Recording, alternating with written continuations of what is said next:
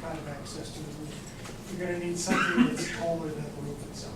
So that's why they're allowed to. Clarification. But you can't have an apartment up there. You can't Does have- the measurement of the roof include the setback? The measurement to the roof would be to the top of that setback. To the top of the setback, not the top of the. Not the set, not the. Excluding the penthouse. Excluding Excluding penthouse, but penthouse, I including the understand. occupied space, which is at that And top. the white space. layer, the white solid layer is the setback layer. Right, but it measures to the top of And that. so the 79.8 goes to the top of the setback layer currently. And then the roof structures have to be set back at another 1-to-1 ratio. If they're 10 feet high, they have to be set back 10 feet more. I have one point. Nope, we gotta move on. We'll move on and get this gentleman right here. I'd be happy to see it a You little want bit. to cede your time? Very well, go Thank ahead. you. What is gonna happen to Planet Pet and our studio there, please? Can you tell us? The recording studio would probably not come back in. And what about Planet Pet? Planet Pet, we would try to see if we can figure out a way to put them in. We don't know at this point whether they would want to and whether it works, And where we would want to keep them. If I So it's may- in process, there's no Okay. firm answer. Yeah, and I remember when we negotiated with Planet Pet for variance for them to be able to have a pet store and Yeah. pet boarding in there, it was with the full understanding that this was going to happen. Oh, okay. All They right. know about it. That's all I want to know. Go ahead, So sir. can you give me a second chance? Thank you. Yeah, go ahead. One thing I'd like to remind everyone is, once this PUD is approved, there's no negotiating anymore. So I think it's very important as a community that we stay united, whether you're for the development or against development. It's important that we all stay united on this and don't get distracted by public benefits. What they've offered so far, we had a good conversation yesterday, but what they offered so on paper really is very good. And unless we stay together as a community, it's not going to get very good. And the gentleman was talking about the condoms and the broken glass. I have a push broom. You know, I'm happy to come and help clean up. If you want to organize. Me too. I come clean it up. All right, let me recognize this gentleman over here in the yellow. Hi, I live at 1742 D Street. I've disappeared from your chart there. I don't know if you're going to demolish mine too. You mentioned there'll be no adverse impact. My 9-year-old son and I have breakfast every morning in my basement with an historical row house. Our kitchens were in the basement. We sit there now and you can just see over the roof of the building. You're going to take that away from me. You're going to give me just windows of people, I don't know, birds or something. So, I mean, you are going to have an impact on people who are part of the community. I've been there 15 years. Somebody was nice enough to pass out this list of all the things you're going to impact adversely. It's a community, it's a neighborhood. I live in a historical district. I've never asked that. I mean, it's an ugly-ass building, I admit that. But you know what? We don't have traffic, we don't have a lot of crap out there. We don't need commercial. I mean, frankly, you can wander around the street. We've got lots of small businesses already. Public benefits are a joke. Those go in your marketing brochures. You know, we don't need more parking in the neighborhoods. We need more effective parking in the streets, more enforcement. I hear you about it's dirty. You know, our neighborhood, we've planted flowers, we've cleaned up sidewalks. This isn't about, you know, putting something in there with a big development, to have a cleaner street. And, you know, Marie Reed Field, that's a scam. They resawed that about 5 times in 15 years. There are big problems with the hydraulics, whatever it is. They can't fix it. I mean, they spent millions of dollars over 15 years trying to fix that field. If they're gonna put a couple million in with a sprinkler system and be out there with a full-time gardener, that's great, but the city can't do it. We should expect the city to provide the field that we pay taxes for today, not some developer. So this is gonna have a real impact on people who live there, and frankly, they should stay within whatever the existing regulation is. They did that when they bought it, and you know, they sat on it. We should be united against that. Let them work within the existing regulations. If it's not economically feasible, they can sell the building and move on. So you're basically where you're going with this is, you're fine with it as a matter of rights. Yes, I'd also be against commercial retail though. Let me take this lady. I'm Miriam Zubin. I wanted to follow up really directly on what you said because we all laughed about your house being excised from that drawing, but I was actually really disturbed when I saw your plans. I live at 1716 Florida Avenue. It's the house that's adjacent to NBC Creations. It is literally directly across the street. And when I first heard about this project, I really thought it could be a potential good for the neighborhood. There's no question that's an ugly building and a somewhat dangerous corner. And when I saw your plans, I found them very disturbing because you seem to have erased my entire presence in the neighborhood. And I felt that your plans were, your drawing, while lovely, was very dishonest. It made it look like the building was the same height as the existing building, and it widened the frame.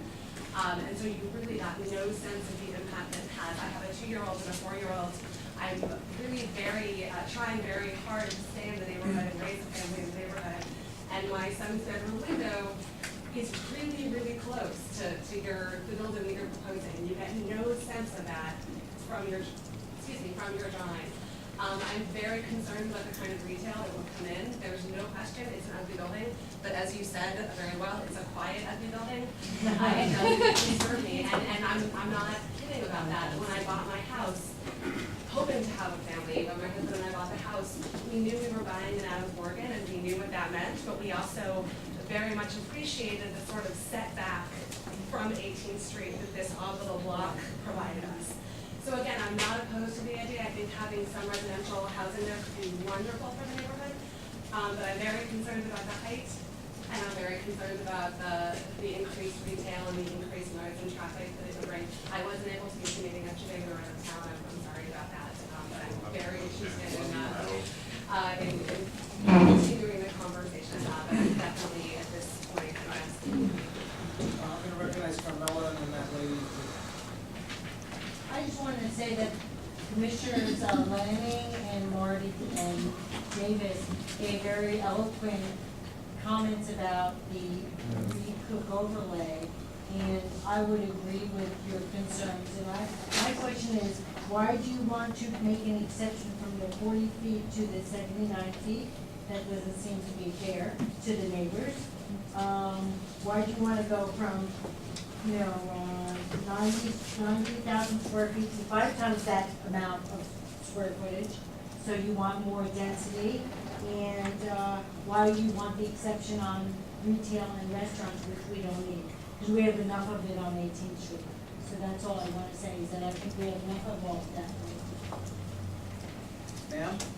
Yes, first of all, I'm offended by your pitch that you just made to us, because instead of telling us how your building is going to fit into our community, you take buildings in other places and say, well, it's going to be this height and it's this height in other places.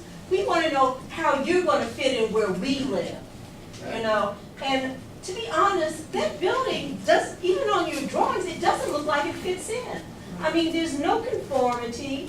Has anybody done a population density study in our area so we know exactly how many people we can handle? Because I'm going to tell you, when those bars are pumping up the street, sewage flows downhill and you can smell it, and that's already a problem. And we're going to put more people on top of each other in our area.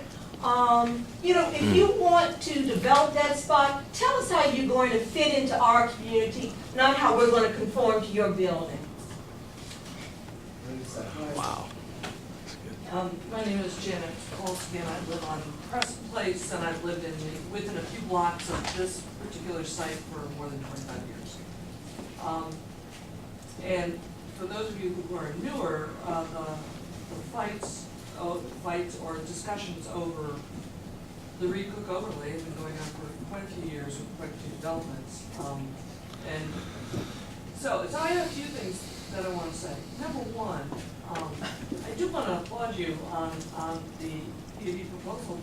I think in my history it's the best written I've seen, and it sounds reasonable. However,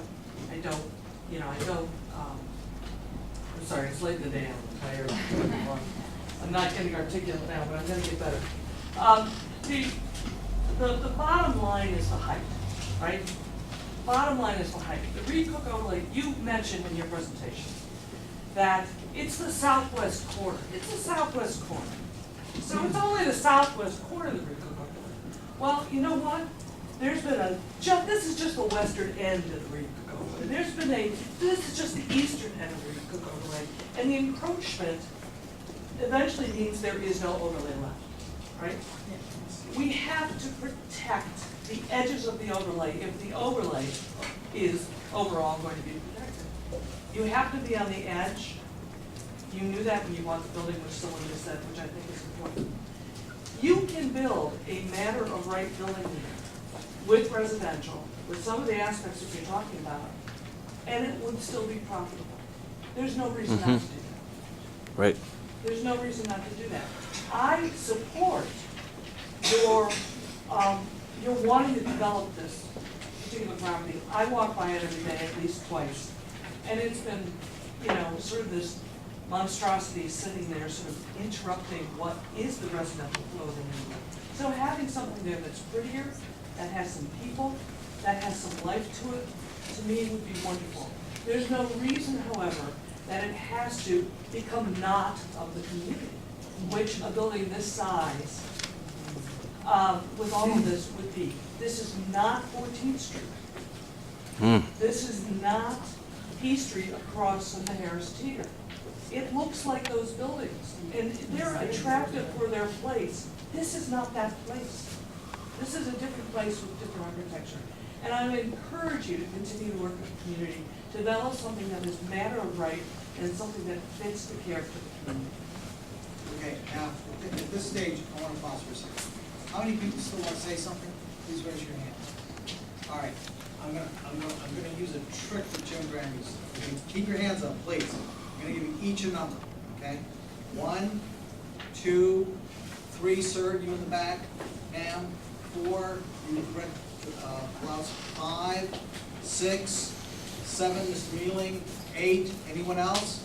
9, and 10 will be the last one, Mr. Taraspakis, whose name I always screw up. All right, please remember your numbers, okay? We do have a piece of work to do here.